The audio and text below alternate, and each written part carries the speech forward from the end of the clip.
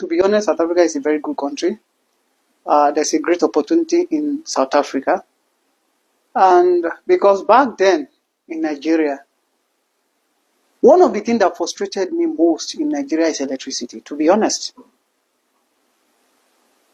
Do you know that many foreigners who live in South Africa are treated better here in South Africa compared to where they are coming from? Now you are wondering, what am I saying? What I'm saying is that many foreigners who live in South Africa are treated better here in South Africa compared to where they are coming from, compared to the way their own government, their own people treat them. Now you are still wondering, what am I saying? Watch this video to the very end so that you understand every bit of what I am saying.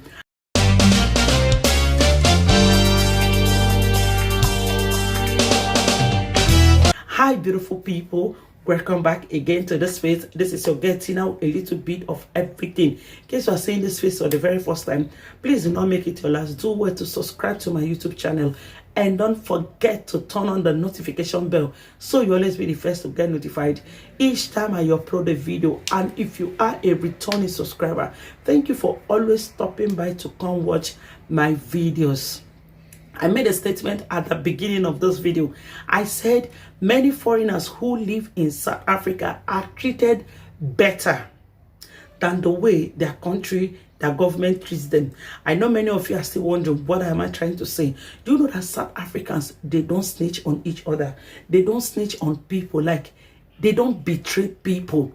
South Africans, you can never see a South African betraying a fellow, either South African or somebody living close to them. South Africans don't betray. But you find out that in other country or other people, you see the way they snitch on each other, the way they snitch on each other, the way they betray each other. Now you are wondering, why is this person, fellow African, somebody that is from where I am coming from, say the way this person is treating me, say the way, like, I've seen it among South Africans, the way they support each other, the way they compliment each other. Like, you'll be wondering, is this the same African country? Is this the same people? Like, these people, are they from Africa the way I am from?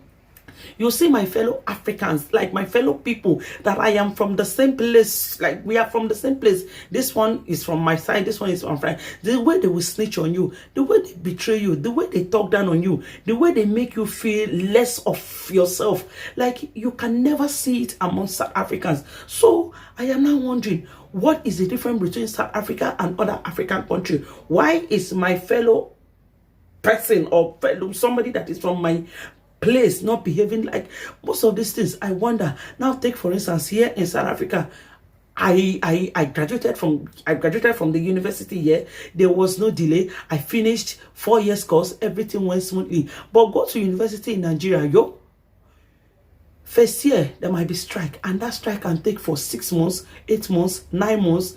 You are studying one course, sometimes for 8 years, sometimes for 9 years, sometimes for only God knows when. Like, things are not straight. Like, you'll be wondering what is going on. I went to school in my country, but when I came down to this place, I said, okay, let me continue. Let me see what is the difference. There are lots of different, so many things that you cannot even compare. You can't go near, you can't compare, because nobody might be saying it, but the truth is painful, or the truth, I don't know how to put it, but the truth must be said. You cannot compare these two countries. The difference is far. Fine. In some areas, in some parts, they might not be equal, they might not be the same. But the truth is that when you come to the educational system here, it is 101 different. You go to your 4 years course school here, straight, nothing delaying, nothing stressing, nothing holding you back. You finish your course peacefully. But you go to school there, 1 year, you are on strike, 2 years, and some other countries too. It's not just from where I'm coming from, but here you go to school freely, nothing stopping you. I'm going to be playing you some videos to let you know that these people are God.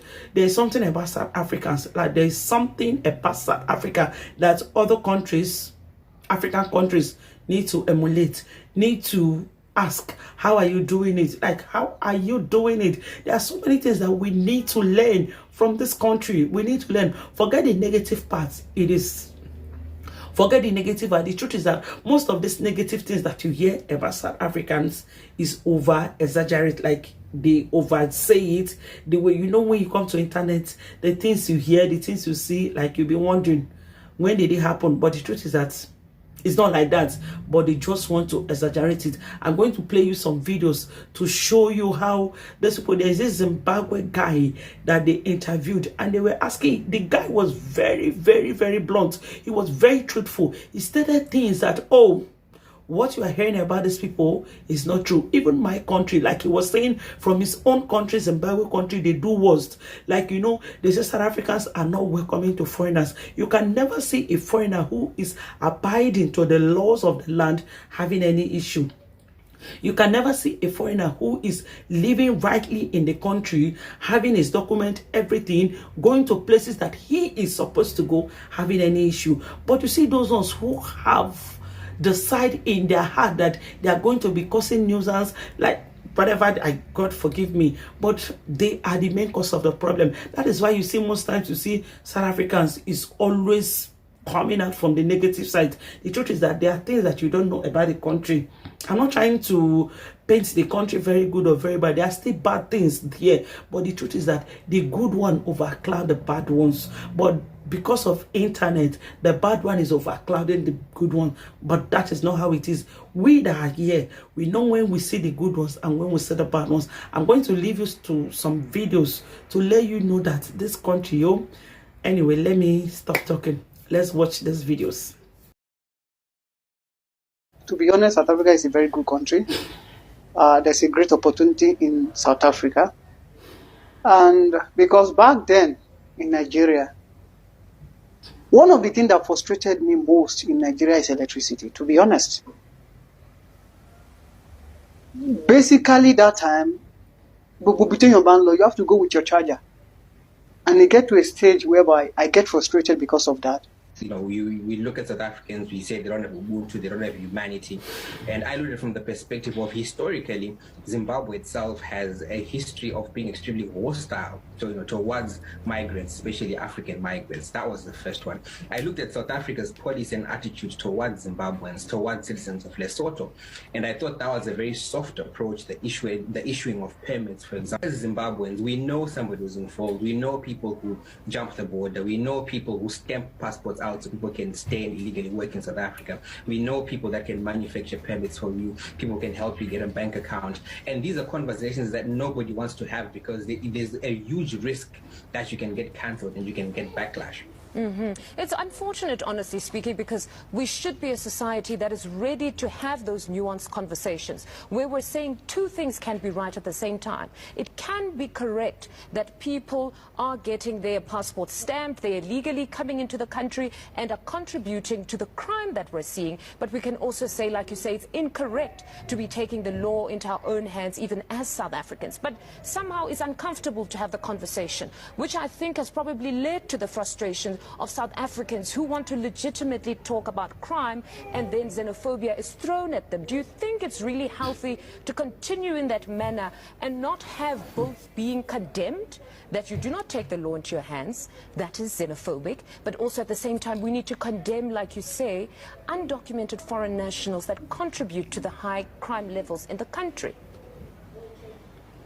I don't think it's healthy at all. I think I wrote today on News 24 it was, where I said, South Africans come and say, look, you guys are being bad guests. And then our response is, but you take it too far. And that is unhelpful. I think when you look at historically, from 2008, when xenophobia really started being a problem till now, every approach has not worked. Screaming that South Africans have got no Ubuntu, have got no humanity, has not worked. And that is because on the ground in communities, there are legitimate grievances about guests coming into people's homes and committing crime. And we should be able to sit down, especially us as Zimbabweans, because I try to avoid speaking on behalf of South Africans. As Zimbabweans, we need to be able to call each other out and say, look, guys, we know 1 or 2 or 3 people were involved in crime. We must understand that these are legitimate grievances. When people say, opportunities are being flooded by foreigners, it's not a lie. When they say people are being crowded out, people cannot run spaza shops, people cannot sell tomatoes from the roadside. This is a fact. And this arrangement is not working anywhere else in the world. It wouldn't work if 500,000 South Africans came to Zimbabwe and started selling tomatoes on the roadside. There would be problems. It wouldn't work in Zambia. It wouldn't work in in Malawi. And the only way we can perhaps begin to quell the tensions is by saying to those who are aggrieved, we understand what you're saying, we accept what you're saying, and let us speak in one voice. Because, you know, believe it or not, illegal immigrants actually harm the prospects of... How? And how easily were you accepted in your first days? If I can tell you, I'm the most loved guy that sings Shona in South Africa. Yeah. To the extent that you can go to my page and talk nonsense, they'll fight for me. Yeah. They don't want to do, and they don't want anything to do with me. So what's your secret? Because you know, there's this whole xenophobia thing with South Africans, Zimbabweans, and so on. How do you maneuver that? I feel like xenophobia is overrated. There's I think also as us as Zimbabweans were involved in those xenophobia, because there's a time that you find that people are marching to say we don't want foreigners, and you find that in that group there's Ndebeles. How does that even make sense? I'm telling you, there's Ndebeles there. You find that for a year, but they've been for a long time staying in SA. I've stayed mostly with South Africans. They're not as violent as what people think they are. I'm in this East State where I stay, it's only South African. They even come say, Brown, we are cooking chicken. Do you want chicken today? No ways. But are you not talking from a perspective where probably you now live in uptown? You now live uptown, right? Let's be honest. Look, if we take it to Soweto or Yeovil or I'm always in Soweto. No, but what I'm saying is you are unique, you understand? Because they've accepted you. And I don't know whether it's because they love your music, they love what you're doing, but the issue of xenophobia is real and it's there for a lot of Zimbabweans. No, let's be honest. South Africa don't owe us anything. For us staying there for a while, it means they're doing, actually, they have good heart. Am I lying? So what is your take on ZEP, the Zimbabwe exemption? I think it's and now they want to stop. They want to bring our people back. I feel like also, remember when you go to a certain country, you need to behave yourself. You can't go to I'm being honest. I'm being honest. Let's be honest. If we go to a certain country, we need to behave. Let's not be involved in robberies. Those things, it frustrates me to find that there was one of my brother, and you find it's on TV. One of my brothers there. One of my brothers there. We are there for a reason of we need to make our life better, but not to go there and want to show them that we can do this and this and that. And you know what? It's gonna cause other people to. Everyone's gonna paint everyone that is from Zim that is a bad person. Not everyone from Zim is a bad person. Yeah. Not everyone from Zim is a criminal. But those ones who does things wrong, they're the ones that paint as bad people. I just have to cut that Zimbabwe's guy interview short so that I can compile it with the other ones. Like, seriously, this country is 100. I know most of you want to argue it and you say, oh, what are the ways they are treating those foreigners? But the truth is that those foreigners are the ones who are even causing problem for these people. Thank you very much for watching this video. In case I've offended you, I'm sorry. I'm just trying to let you know the truth. Bye for now. See you in my next videos.